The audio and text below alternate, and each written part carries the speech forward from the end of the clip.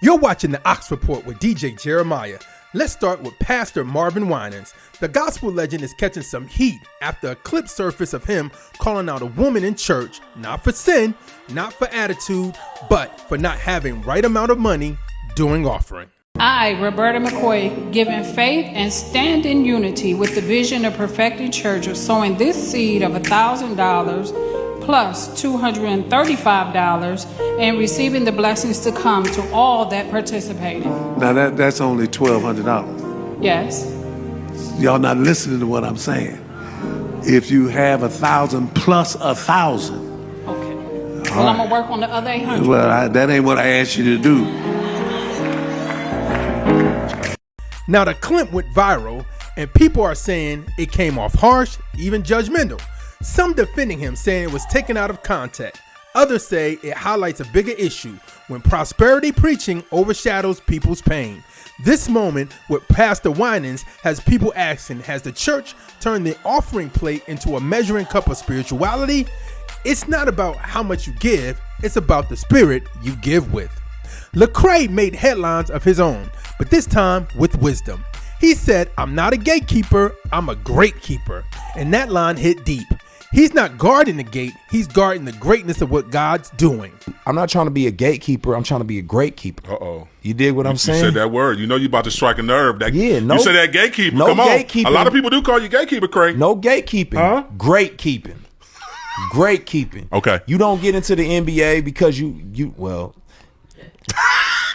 Yeah. Because I know where you're going with that, but you know. should not get into the NBA because of who you know. You should get into the NBA because you got the skill set to be there. Mm-hmm. So for me, now here's what I will do. I'll give anybody a chance. I'll give my ear to anybody. You welcome out. Come on, bring it on. Let me hear what you got. You either gonna take my advice or you not.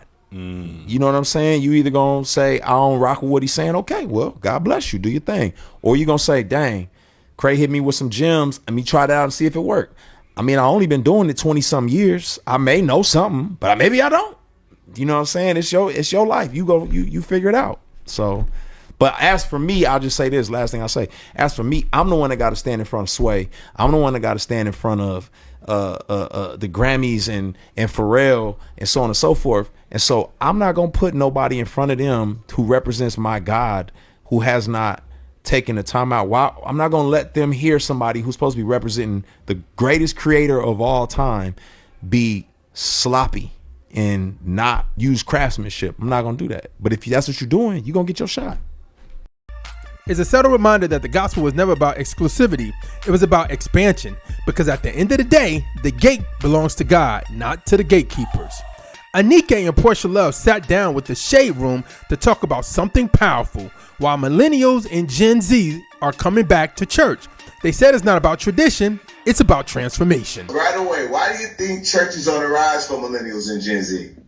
Yeah, I think honestly, I would say, like, if you look at the Bible, it talks about in Isaiah, like, behold, I'm doing a new thing, and forget the old. So I feel like with the new thing that God is doing, like, people are seeing people who look exactly like them. People are seeing, they just feel seen, they feel heard. And so I think because of that, you know, people are able to resonate with it more. And it's like, oh, it's not just my grandma's faith, but they can hold on to, like, oh, I have a faith that I can have a personal relationship with on my own. And so I think all those things, you know, plus like the fruit that you start to see, like, people are more authentic now, and they're like, oh, I can actually see this person radiating love. I can also see the peace radiating off of them. I think all of that is making people be like, I want to experience this for myself. And when they pull up to church in real life, like y'all were talking about earlier, like, they can just be themselves, wear regular clothes and stuff like that, and they actually experience God for real. And so I think because of that, they want to be in community and they stay, and that's why more people are pulling up to church.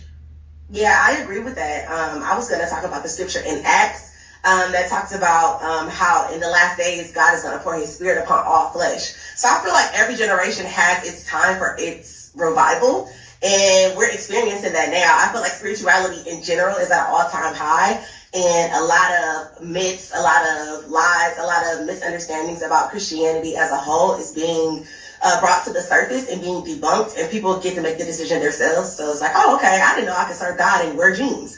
I didn't know I could go to the church and, like, you know, like, have my fitty cap on or whatever. I feel like the times are changing and a lot of truth is being brought forward and people are interested about Jesus.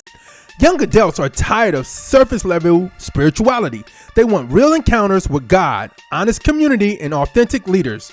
And what's wild is they're finding it in places that look nothing like old church.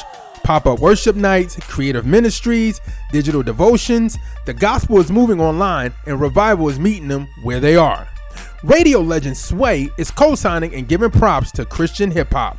He recently showed love to Christian rap and its artists, saying that finally earning the respect in the culture. You guys are the other side. You are the light, right? And so don't let anybody tell you anything different. I wanted y'all to come up here because Christian rap has had this stigma that people who do so-called Christian rap can't rap at all. That was a part of the segment that I did with John Keith and Miles Minnick on their project. I already know, right? I want people to see y'all at your finest in this life right now. So let's get rid of that stigma. That means nothing. That holds no weight. That stigma is dead. All right, that's passe. That's defunct. That's no longer the thing. But what you guys are doing is going to uplift people. It's going to motivate people. It's going to inspire people. People are going to find faith. They're going to be comfortable in talking about God. Folks don't like to talk about it. We do it daily, right? In our own way, like Mike LV said, right? You are so important to this culture. I want you to know this. Because for years, CHH has been looked at as corny or limited. But now, artists like KB, Indie Tribe, 1K Fuel, and Hovey are proving you can be lyrical, creative, and Christ-centered all at once. Sway's stamp of approval means that hip-hop culture is finally catching up with what believers already knew. The message hits harder when it comes from a pure place. So whether it's Pastor Winans facing backlash, Lecrae redefining leadership, Porsha and Anike shining light on revival, or Sway giving CHH's flowers, one thing's clear: faith isn't fading, it's shifting. This is the Aux Report with DJ Jerry.